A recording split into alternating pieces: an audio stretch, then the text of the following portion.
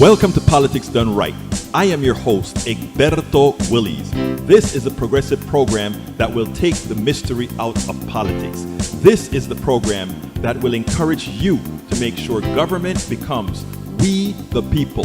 Whether you are liberal, progressive, conservative, or otherwise, you get to air your point of view. We are an independent media outlet that, unlike mainstream media beholden to corporations, we only owe allegiance to you. Remember, you can also send me a tweet at EGBERTOWILLIES. That is at Egberto Willies. Let us engage. It is Politics Done Right.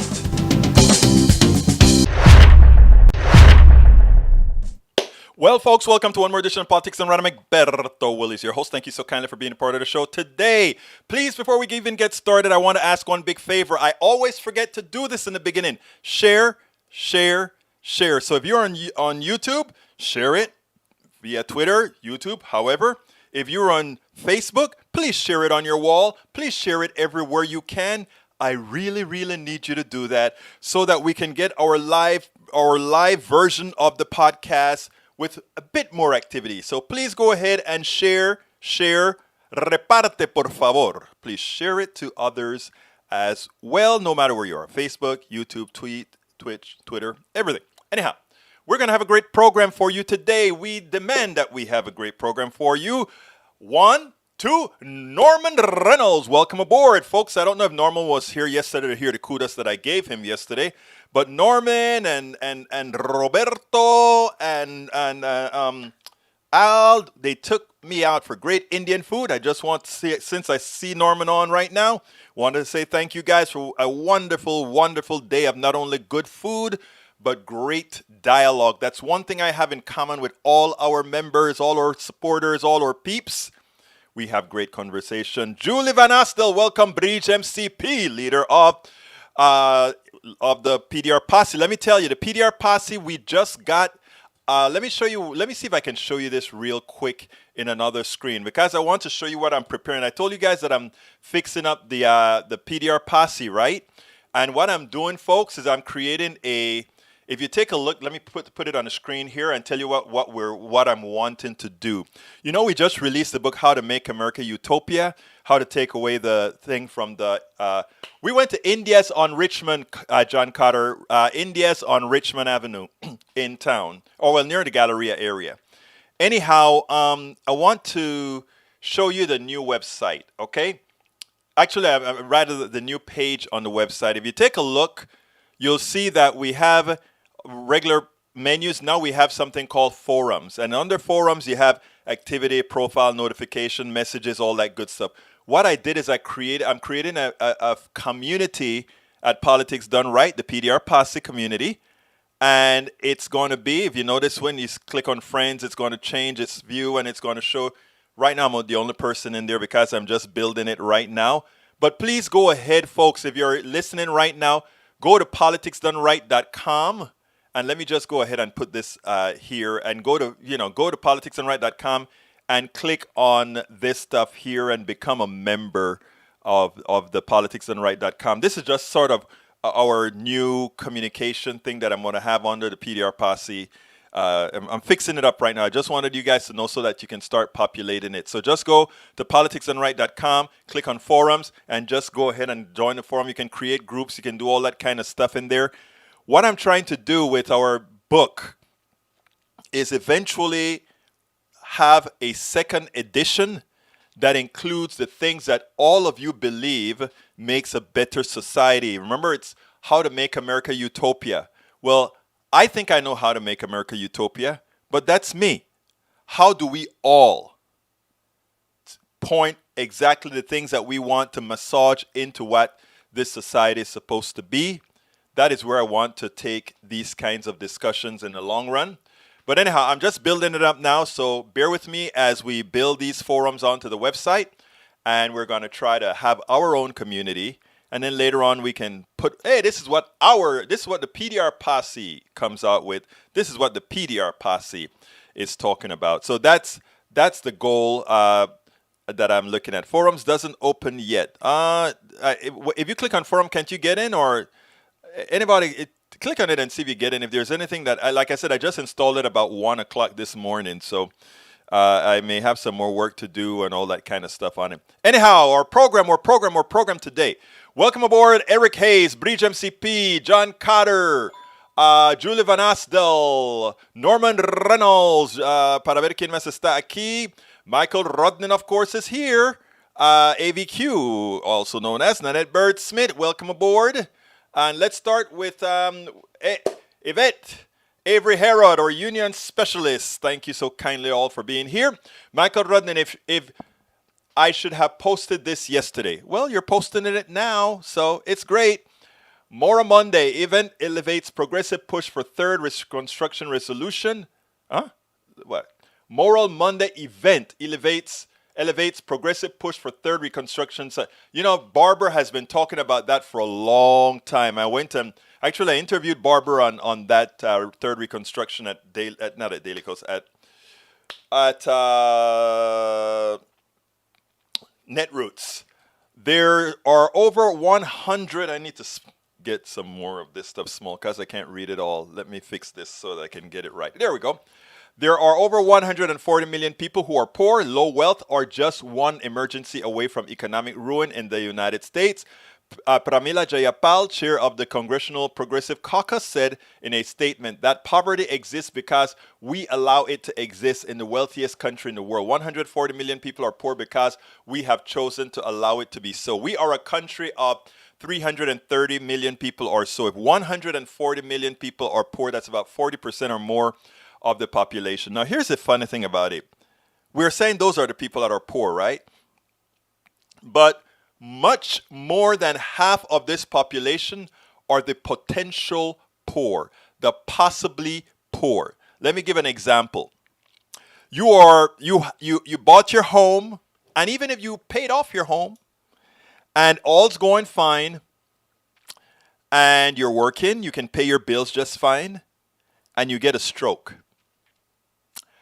You had a little bit of health care, but as it turns out, you find out that in as much as we have Obamacare, who said there was no rescission and all that kind of stuff, that there is so much that it doesn't cover. You're suddenly bankrupt. Am I saying that from experience? Almost. Well, you all know that my daughter got a stroke. She's doing fine because she has insurance via the university, the medical school that she's in. And right now, that is still holding fine that she has that coverage. But here's the kicker. She owes a lot of money, of course, her part of the bills that she owes a lot of. And in the long run, I'm pretty darn sure that's going to come back and bite. But let me tell you what was about to do us in. My mother-in-law got a stroke not this last Christmas, but the Christmas before this one. And she was in the hospital. Medicare took care of the bills, 80%. And we are responsible for the rest. She was responsible for the rest. But then it looks like she may have made it, that she wouldn't have died. And we were making all kinds of preparations to put her in homes. And all the kids were getting together. And what we found out is the amount of money each of us would have had to come up with on a monthly basis to take care of making sure she could be comfortable in a home that could take care of her, how sick she was, would have hurt every single family financially in such a manner that it would have been devastating. Ultimately, when we were about to move her into her new surroundings, unfortunately, she died. But there was one interesting thing about it, and I hate for people to have to go through this thought process. She died. If she had lived, she would have lived a very painful life. But in the process of living that painful life, all of her children would have been hurt financially maintaining her painful life. That is the society that we live in today. That is a society that when you speak to the people on the right about this is why we need Medicare for all, this is why we need a humane society, they seem to not be able to empathize with something that doesn't just happen to progressives, doesn't just happen to Republicans, but happens to everybody or possibly could happen to everybody. Here it is. In the span of exactly 1 year, in my immediate family, we've had 2 strokes, an encounter with a healthcare system that devastates your personal economy. And in that process makes makes a select few wealthy because they're transferring your wealth, what you have worked for very hard for decades.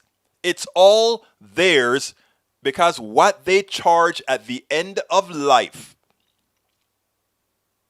can devastate you, can bankrupt you, it is ridiculous. Okay, I just had to personalize that statement with the expectation that telling you that story will give you the impetus when you're speaking to your brothers and sisters on the right, not to shout at them, not to scream at them, but to give them a reality that can also be theirs. Because little did I ever know what my reality would turn out to be and continue to be. Michael also said, a year after George Floyd's death, America is still grappling with police violence and reform. New York has the right idea, put into law the police use the minimum required force to effect an arrest only as a last resort after de-escalation efforts have been exhausted, and that once the suspect is subdued, no further force is permitted. It seems like that should go without saying, right? But if you watch cops, after there's a chase and after they've subdued the guy, they then take out their anger on the guy. They beat the crap out of you. You ran from me. You did this, and they destroy you. Because their name is police officer. Folks, if you're just joining us, please remember to share these programs. It's so important. Next one from Rudnin says, New York Attorney General James unveils bill to limit cops' use of force to standard absolute resort. It's kind of insane that such laws need to be codified, as a lot of our police officers are out of control. True. DeSantis signs bill to fine tech companies for banning politicians. It'd be funny if Facebook and Twitter banned everyone from Florida for just a few days from using their platform with the message, "This is Ron DeSantis' fault." That would be interesting, right? Posting 7 today. Too much. Ha! You are terrible, Michael Rudd. No, actually, if they make sense to post the damn thing. Julie Van Asdel, I didn't get enough notification until just now. Thank you so kindly for showing up. Bridge MCP, Michael did New York end qualified immunity last year. Nanette Birdsmith says, hi. Julie Van Asdel, hi, y'all. Bridge MCP. Let's see. Julie Van Asdel says, I usually get notified a few minutes before 3. Oh, Norman Lerner says 1, 2. Julie Van Assel says, has everyone heard about the gunshots this morning at the gathering at George Floyd Square? Yesterday, Georgia Fort was interviewing the father. The 6-year-old girl shot and killed and almost got shot. Sad.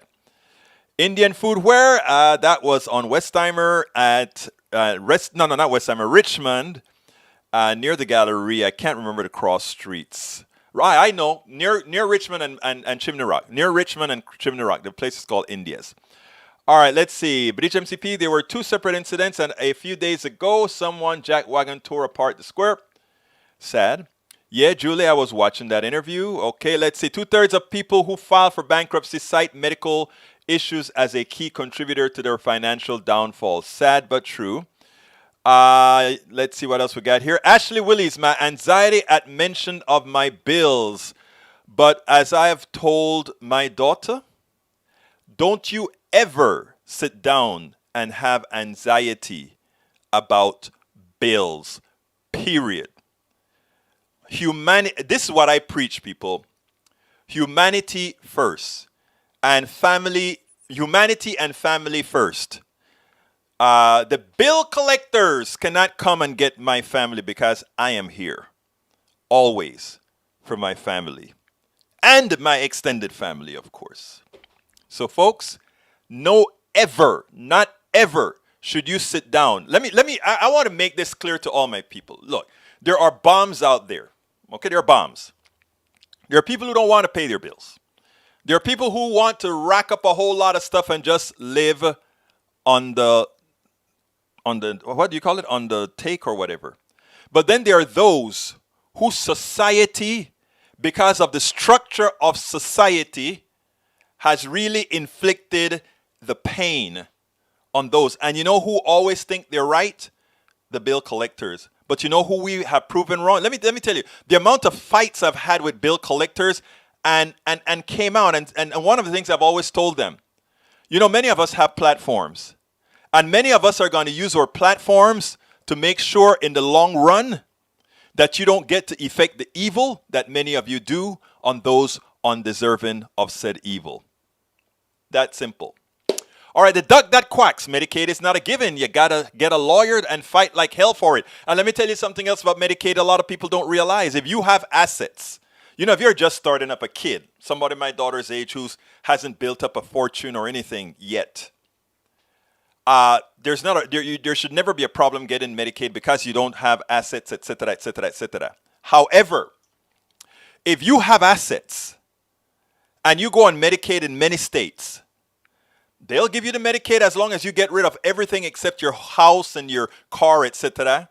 But you have to get rid of all other assets.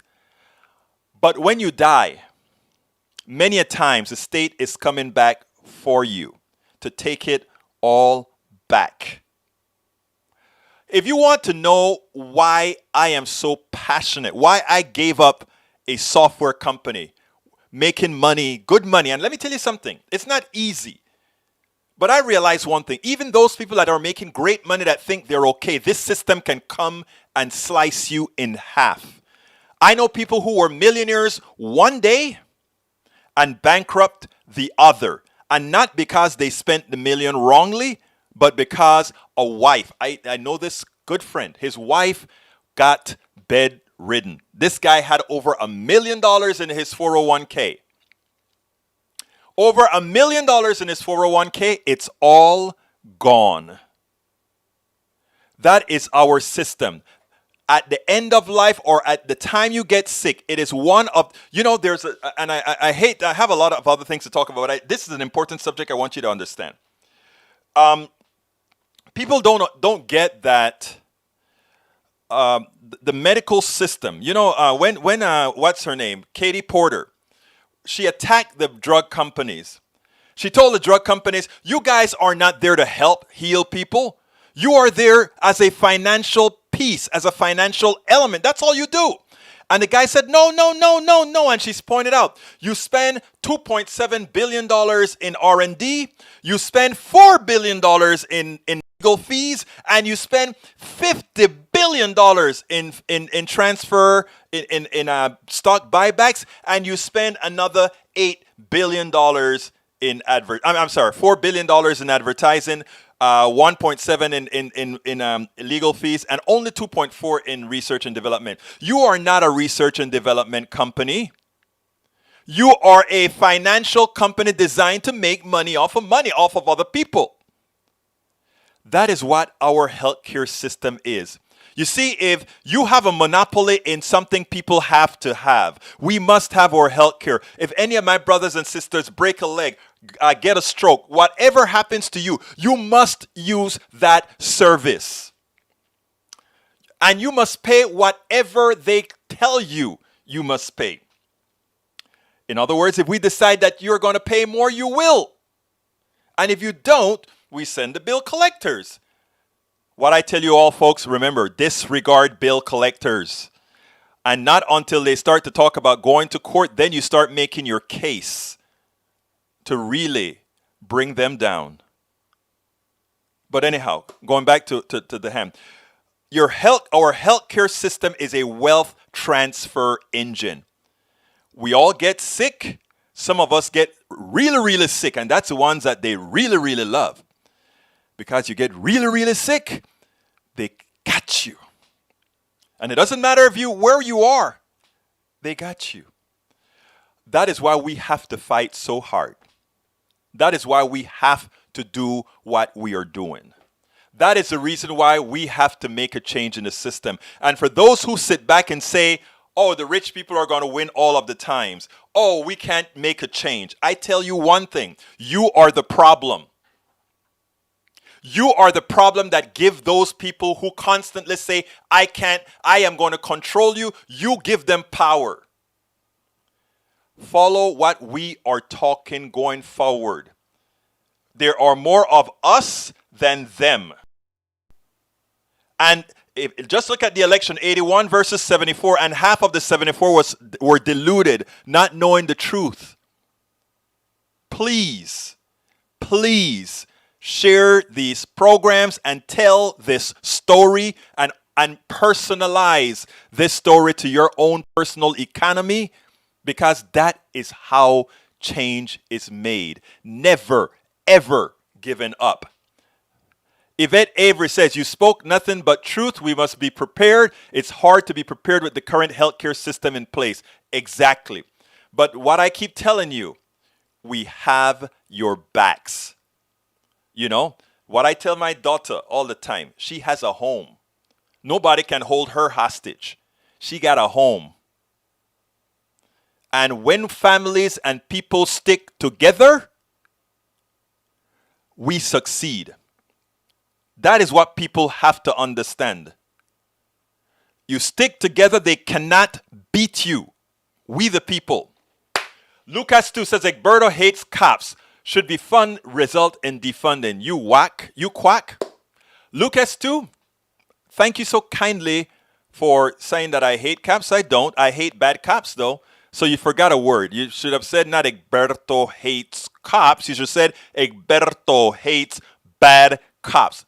By the way, there are a ton of them. Don't believe the crap about, oh, they're the exception. No, the exceptions are the ones that really want to do a social service, to be nice to you, to really believe that they're working for you. There are very few cops that don't. When you see a cop says, we're looking for the rights of the cops, we want immunity. No. You don't need immunity if you're not screwing people over. So Lucas 2, please, wake up. Eric Hayes, violence is on the rise, and see what happens in Texas with the new gun laws. Yeah, the new gun laws, all it does is it makes people make violent criminals into criminals and make criminals into regular people that just had a bad day.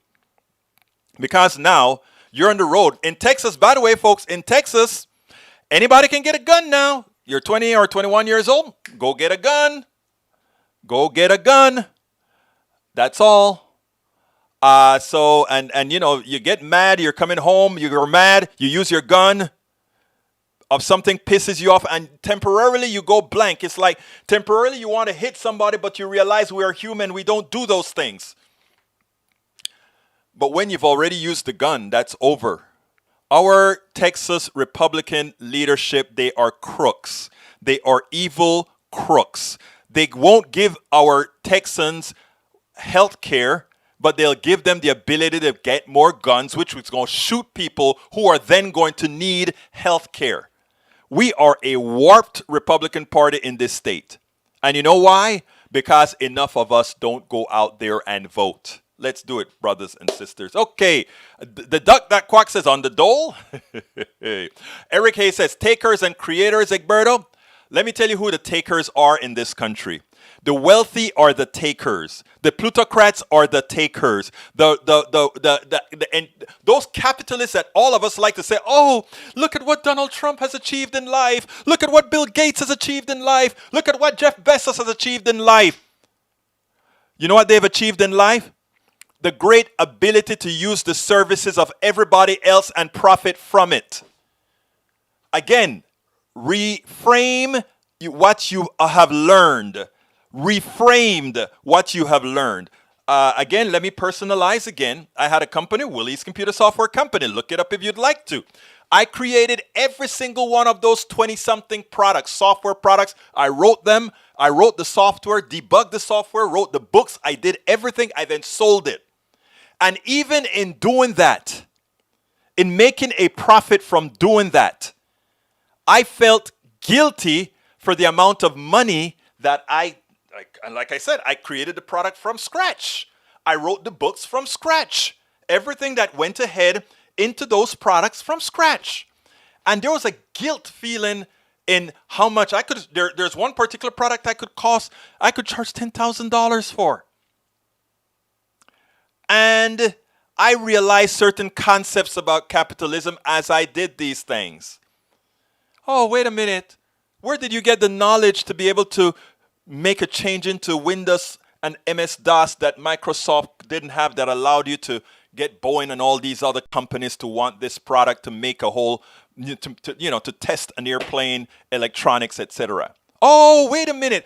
I got it from the University of Texas at Austin, where I learned programming. Where I learned engineering. I taught programming myself, but I learned engineering, which gave me the process of the process to do things a particular way. Oh, and who paid to build all those structures at the university? Oh, you did. All of you people, all of you that are watching me. You guys, thank you. You guys made me an engineer. You guys created the bottom line that made me. Thank you. How many plutocrats go and tell everybody, thank you for giving me the platform that allowed me to do that? You see, they want to say, I did this. They didn't do shit. Sorry for the word. I didn't do shit. Again, sorry for the word. We did. We did. We have to start thinking that way. This individualistic and Randian method of thinking is what screws us. And for people like my brother Eric Hayes, who is in awe that we may take 50% of the marginal tax rate on the wealthy, we should be taking 90% of the marginal tax rate on the wealthy, if not more. Because it's not their money. We made it for them. But we have such an enslaved mentality that we don't see it. They've so indoctrinated us that we don't see we are just antiseptic slaves. Okay? If you look at how slavery worked and how Bezos made his billions, please tell me the difference except the whip. Please tell me the difference except the whip. But when you've been indoctrinated in school and they don't teach all these things in school anymore, how do we get there? All right, Julie Van Assel, veterinarian care is just as bad as human health care, I can imagine. The difference between left and right, left want to tax spend on the needs of the people and on infrastructure investment with the tax burden and the qualified mega corporations. The right wants to no taxes for the rich and don't recognize the harm comes from corporate. Exactly right. The duck that quacks sad, there aren't too many Dr. Jeffs around. Eric Hayes, here are the new bill collectors. Again, Eric Hayes, I say this, Eric, I respect you, I like you, but that by having an article title that by you telling me the bill collectors are now Warren because she wants people to pay more taxes, I said that the enslavement of your mind thus far has been successful. I hope that I'm providing the necessary cutting pliers to unchain your mind. I hope I am able to somehow impart something, or the brothers and sisters that are following, the brothers and sisters in the room will be there to assist you to clip those chains as well. Garrett Warren, our entire system is a wealth transfer system. Thank you, Garrett, you get it. Michael Rudden, Eric Hayes, finally we have some agreement. Elizabeth Warren wants to triple the annual IRS budget to go after wealthy tax cheats. The wealthy have been avoiding their tax burden. To the tune of $7 trillion. Let's see, what else? My doctor of 31 years came after last month for 40 cents. Yes, 40 cents after 31 years of paying my bills on time without fail. And it's not your doctor, it's the financial company your doctor hired to do it. And if you don't pay that bill, then they are going to give you that $15 surcharge on that 40 cents bill. Be careful. And if you want to make a case, right? You don't pay the 40 cents. You let them charge you the $15 or $20 surcharge, and then you bring it to me and we'll make a national story out of it. I love to do that to these people. Like, Berto, there is no minimum age to possess firearms under Texas law. Texas law generally prohibits intentionally or knowingly selling, renting, leasing, or giving or offering to sell, rent, lease, give. I'm glad that you found that. You just taught me something, Michael Rudden. Like I said, I have the smartest and the most resourceful people who follow this show. So please make sure you share it and let other people see it as well. I paid 40 cents using my credit card. How sick is that? Actually, you're going to find out that the credit card, that person who collected that 40 cents is going to pay more than 40 cents in the credit card fee to collect that 40 cents. It's crazy. Norman Reynolds, Takers, a credit card company with a 25.9% APR when the cost of money is close to zero. Makers, hardworking teachers and sanitary workers, students. Exactly, Norman. Perfecto mundo, lo conseguiste exactamente como lo tienes que decir. Exactly right. AVQ says that's usury, and he's right. Everett Herb, no apologies. Egberto Curson, no apologies needed. I am going to try to, I may cut it out. I don't know. I try to be, I'm very civil on radio. I try to be. Egberto passed calculus. I'm impressed. Flunked it 4 times for 16th semester hour of 5. Hey, man, I actually got an A on all my calculuses. I got an A. But I tell you what really dug me in. DiffEQ, differential equations. That's sucker hard because it's not mathematics. It's actually memorizing a whole lot of possible solutions to types of formulas. That one I think I got a B in, or maybe that was my first C. I don't remember. One or the other. I don't remember. But it was only downhill from there, brothers and sisters. All right, breed. The duck that quack. The time clock is new whip. Yes, baby. The time clock is the new whip. I got me the smartest people around. All right. The marginal tax rate for high-earning individuals or families in 1980 was 70%, and that's too low. That is the exact reason Texas Republicans don't want our teachers to teach historical truth. Exactly, John Cotter, exactly. Julie Van Astel says, I don't think she's there. Just replay for this morning, I believe. Okay, let's see. Let's continue. Man, I just love doing, I kind of prefer answering and putting out there what you guys are talking about. I do have a couple of videos to show you, and I had a topic for today, which is what Republicans are doing it, but I still think I can get that in the last 25 minutes of the show or so. All right, let's see what else we're having here. Breed says, oh, diffy, oh, hateful. All right, the first thing I want to show you is right now the Republicans are trying on their networks, right? They're lying. They're trying to make it look like somehow President Joe Biden is feeble. Look, I have problems with Joe Biden, but I think Joe Biden is turning out to be a much better president for progressives than I expected him to be. And I really thought he was going to be just your regular moderate centrist, okay? It's turned out a lot better. I've already copped to being wrong as far as what I thought he was going to be. I was wrong, period. But the right, they're trying to make it seem like he's not running, some aloof guy. And, they constantly put that out. And the reason they constantly say that is the expectation that the mainstream media will pick that up. And in picking that up, what then happens is that they want to minimize him so that whoever comes after, Republican that comes after, in as much as they're likely to be deficient in what they want to do, they'll be wrong. Check this out, and then we'll take it on the other side.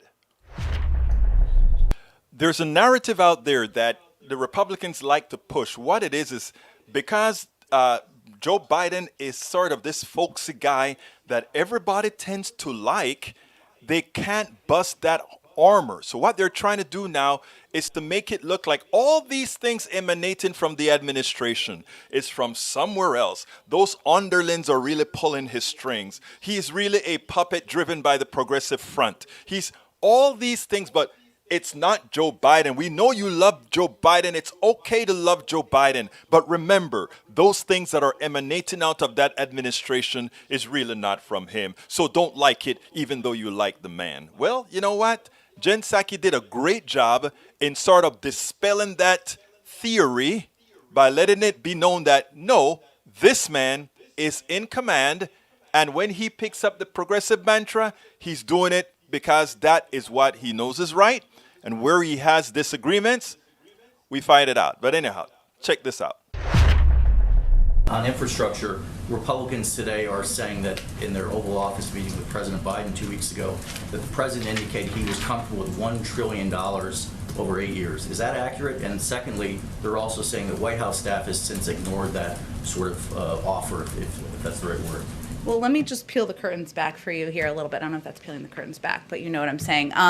The counter proposal that our team put forward on Friday was approved by the president, was signed off by the president. Every single detail of that was directed by the president of the United States. He was in the Senate for 36 years. I can promise you he does not take a hands-off approach to legislating, negotiating, and determining what kind of counter proposals we should put forward. Now, we put forward a counter proposal that that cut the price tag by $550 billion. We felt that was a good faith effort. And we look forward to getting a counterproposal back from the Republicans, which we've seen they've conveyed we expect to get later this week. And we certainly look forward to that. At the same time, I will say that we expect this week to be a week of progress. We know tomorrow the Energy and Public Works Committee, under the leadership of Chairman Carper and Ranking Member Capito, is marking up the Surface Transportation Bill. That's a $303 billion infrastructure bill that is a great down payment. It's very much aligned with the President's proposal and initiatives. We expect the Senate to finalize an agreement on the Innovation and Competition Act this week. This is a proposal led by Leader Schumer that will make an important investment in research and development. And again, we expect to get a counterproposal later this week. I'd say that's progress, that's legislating, that's negotiating, that's compromise, certainly happening. Just real clear, so the $1 trillion that was not mentioned in the Oval Office? I'm not going to read out any more specifics of a private conversation, but I will just reiterate that the proposal put forward last Friday, that we put out transparently to all of you, that brought the price tag down by $550 billion was directed, signed off on by the President of the United States. That is why it is so important to have a good spokesperson, a good press secretary, one that's not going to let the undertone go unnoticed. In other words, many others would have left that portion where when the questioner asked, when the reporter asked, the Republicans are saying that Biden was going to give them $1 trillion, but Biden was completely ignored by his people. And that, if she had ignored that, it would have metastasized in people's minds that there is Joe Biden. Yes, he wants to do the good thing. Yes, he wants to be of good assistance, but they won't let him do it. And he's not in control, making him an impotent president. Ultimately, as much as you like him, that is likely to not be the president for long. Again, she does a good job in dispelling that fallacy. I love Jen Psaki. Well, by the way, earlier today I was on the Thom Hartmann show. I did a little stint at the Thom Hartmann show. I'm going to play that, but before I play my stint at the Thom Hartmann show, let me go ahead and put in my request. Folks, if you are just joining us, if you are on YouTube, please click that join button and become a member. Become a member of our PDR posse, led by the one and only Bridge MCP. Please also, people, remember we have this cup. We have this cup.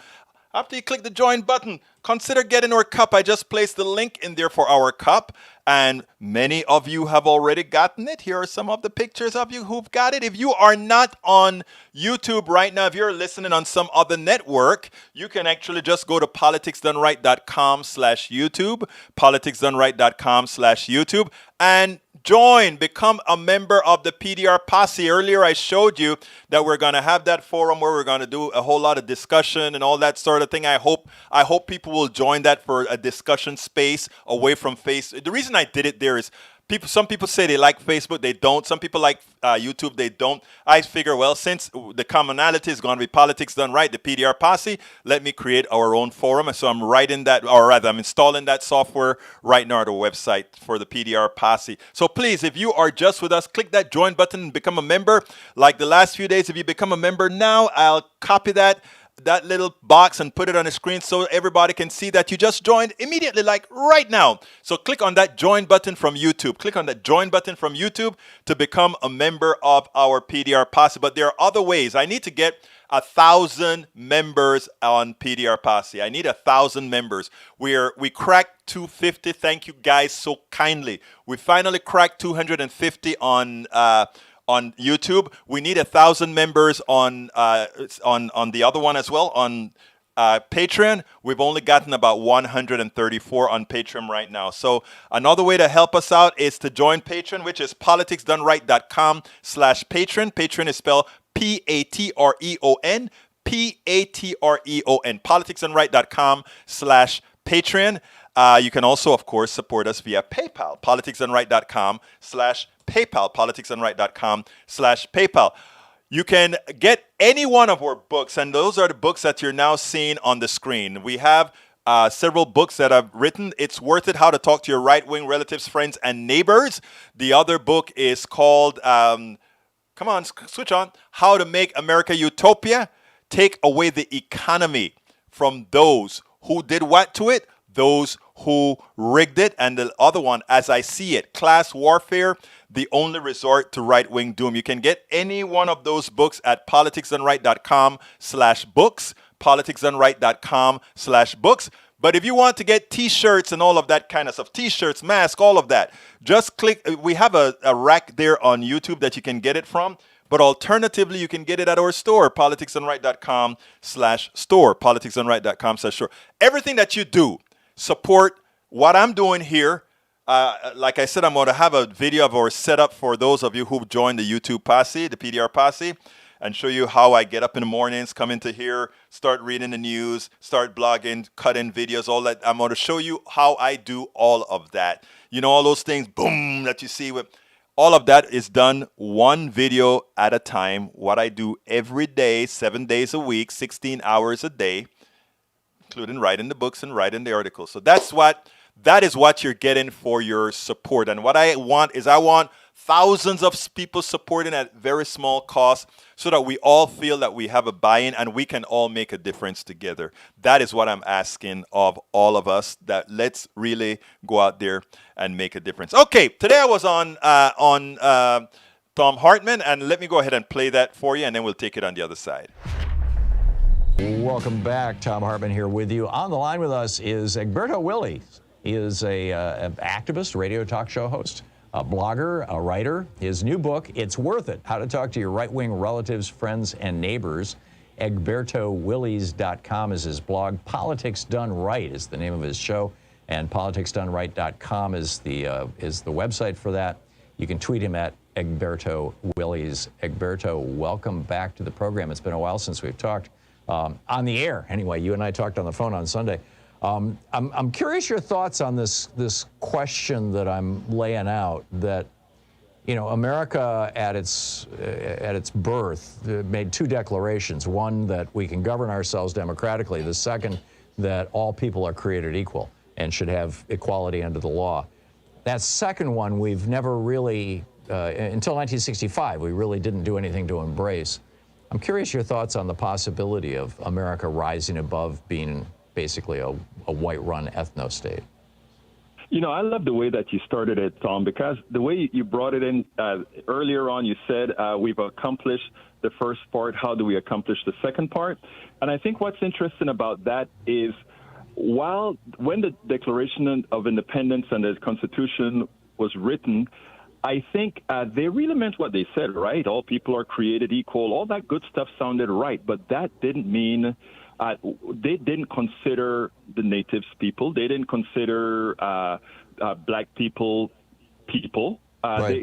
They deep in their hearts, there was something that didn't make those people people. So they were living to their creed. They just hadn't really considered the others real people. So what I really think is that you have to start building not on sand but on rock. That's the kind of things that I learned when I was younger. So what I really think is that if you get all people to realize that all people are people, I think it is easier then to have all those tenets realized. So I think that is where I think that is our biggest task, and I think we've accomplished a lot of that. But there's a whole lot more to really let people believe that that is the reality. And that's substantial. I mean, because while there is this debate, it's not even a debate. While the white supremacists are running around going, white people are superior to everybody else, the subtext is not, the bell curve. The subtext is humanity versus inhumanity, is it not? Absolutely so. I mean, and I think that is the important thing. On a lot of the things that I write on the show, I always like to tell this little story, right? I have a black sister that there's a possibility. This is how I start establishing equal humanity. I have a black sister that there's a good chance that I couldn't give her a heart.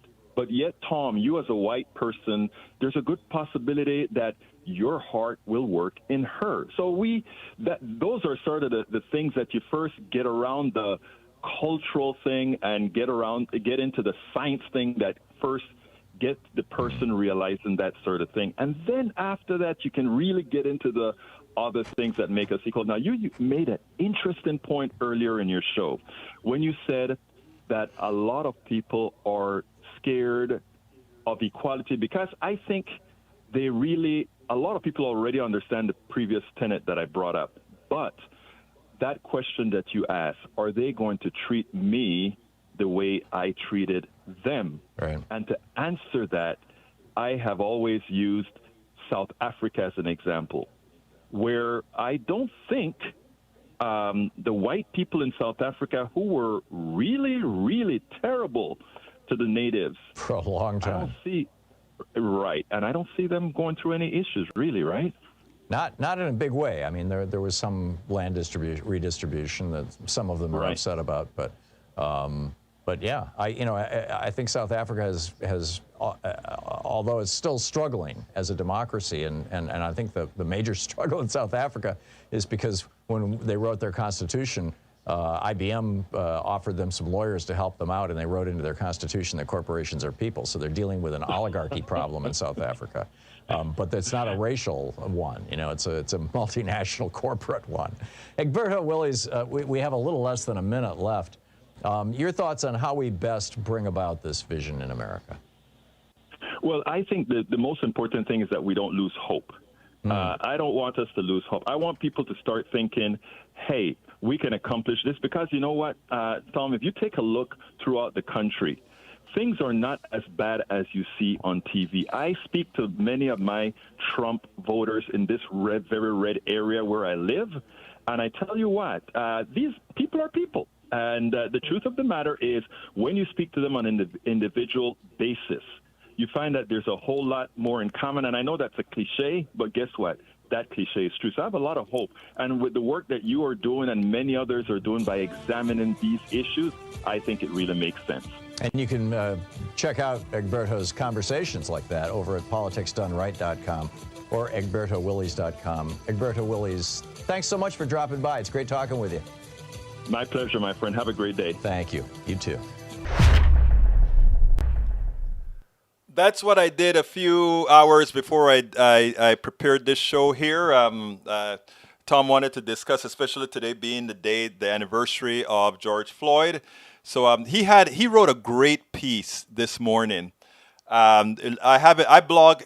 He has a daily rant that he blogs every day, and I carry that daily rant on my website as well. So check it out. Thom Hartmann has a section on my website, egbertowillies.com, and I make sure to carry that particular post that he does every day, because it's always prescient. This guy spends, I told him on Sunday, hey man, I thought I was the only crazy person that works 16 hours a day. And I said, I looked at him and I said, I need to get some people to help me out. I really, really need some help. And I started to, we're talking on the phone, and he said, well, Egberto, let me tell you, I have 6 people working for me, and I'm still working 16 hours a day. So I guess what that means is, as you guys give me a bit more support and I start to get other people to come in and do different things, I guess I'm still going to be working 16 hours a day. But you know what? I tell you something that's important. This work is work we have to do, right? It is work we have to do. Because if we want to make that truly egalitarian society, it's not going to happen. You know, you're going to have those people who continue to mislead people like Daniel Ledo, right? Daniel Ledo is his mind has been completely infiltrated by the thought process of those who want to make an otherwise good person not appear to be so good. And when we realize that, you know, and that's the reason I don't go around hating folk anymore, right? And notice I said anymore. This is something that I taught myself. If you want to believe, if you believe that there are these forces out there that needs to have us at each other's throats, then they win if you hate all those people that continue to attack you. I don't. I don't. This is interesting. Daniel Ledo says, "Go Egberto, or no, so Egberto, are you ignorant of what is happening in South Africa, or are you willfully misleading?" I want to ask you a question. You go ahead and tell me where the power base is in South Africa, then come back and answer a few questions. I know exactly what's happening in South Africa. I have people in South Africa. Thank you very much. I'm in touch with people all over the damn world, my friend. Thank you, Ledo. Please don't continue to listen. You know what?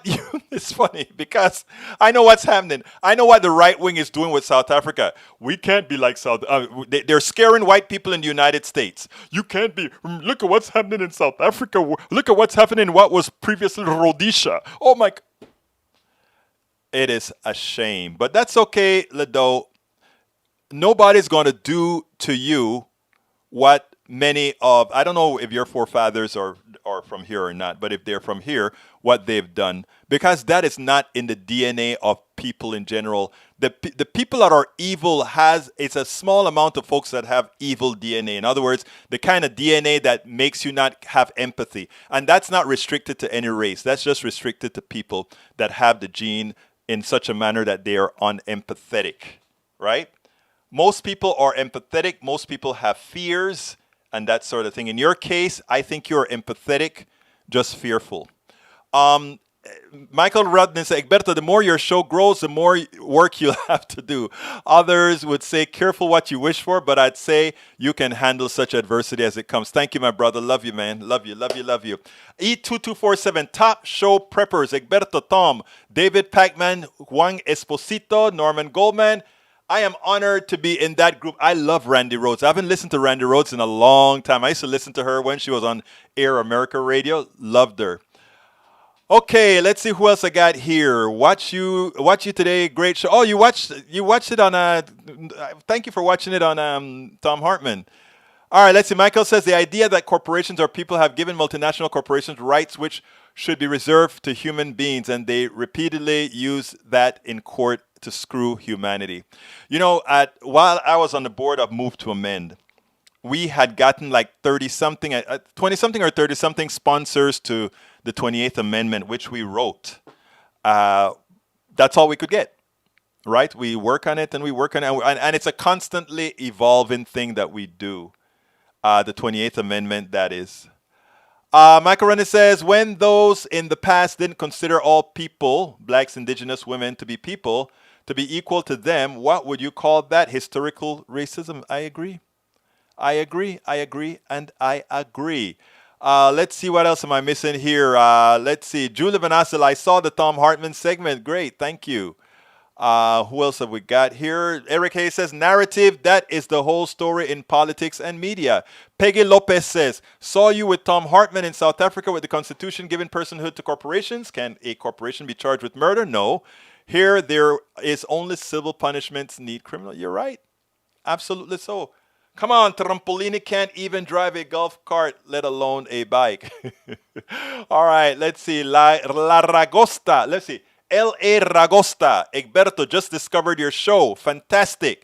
Greeting from North Carolina. Bienvenido. Hey, you know, there's one part of North Carolina I haven't been. I want to go to the progressive bastion of North Carolina. It is called, it's up there in the mountains. I can't remember the name of it. Help me out, folks. The progressive portion of North Carolina up in the mountains where they tell me it's somewhat like Austin, Texas.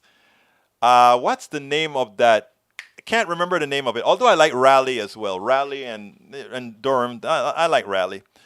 Okay, let's see what else have I got here. I think I don't have any more messages and we're at the end of the show. All I can say is one more time. Please, if you are on YouTube, please click the join button, become a member. If you don't see a join button, or if you're on YouTube, or rather, if you are on Facebook or some other channel, please click politicsandright.com/YouTube, politicsandright.com/YouTube. We need about 1,000 patrons. We're only at number 134, 135. Please go ahead and go to politicsandright.com/patron. Patron is spelled Patreon. No, Chattanooga, I think, is in Tennessee. It is North Carolina. It's up in the mountains. And it's a liberal bastion in North Carolina. Or you can also support us by going to PayPal, politicsandright.com/PayPal, politicsandright.com/PayPal. And you can go to our store at politicsandright.com/store, politicsandright.com/store, and get all our books at politicsdoneright.com/books, politicsandright.com/. The duck that quacks came through. He wins the award. Asheville, North Carolina. Yes. I haven't been to Asheville. I've been to North Carolina several times, including I went there for the Democratic Convention. I want to go to Asheville, and I want to go to one of those coffee shops and just sit down and talk to people. And then maybe meet some folks that listen to the show out there in Asheville. But anyhow, folks, we are at the end of the show. Let's see, Bridge MCP puts out there, WW Roast Snacks. These are the 10 most liberal cities in North Carolina. Man, you guys are so damn quick. Let me see, what are the 10? Durham is number 1. Then Carborough, Chapel Hill, Hillsborough, Tarboro, Roanoke, Cornelius, Mint Hills, Matthews, Charlotte. Where's Asheville? Come on now. Or maybe Asheville has another name or comprises a whole lot of other things. I'm going to look it up in a minute.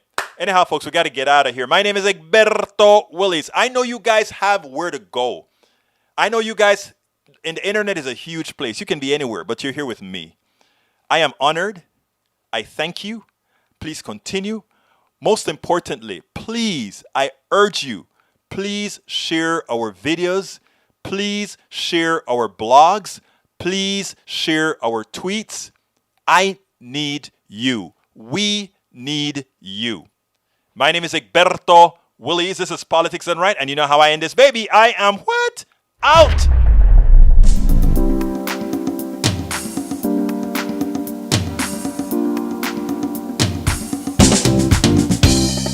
Welcome to Politics Done Right. I am your host, Egberto Willies. This is a progressive program that will take the mystery out of politics. This is the program that will encourage you to make sure government becomes we the people. Whether you are liberal, progressive, conservative, or otherwise, you get to air your point of view. We are an independent media outlet that, unlike mainstream media beholden to corporations, we only owe allegiance to you. Remember, you can also send me a tweet at EGBERTOWILLIES. That is at Egberto Willies. Let us engage. It is Politics Done Right.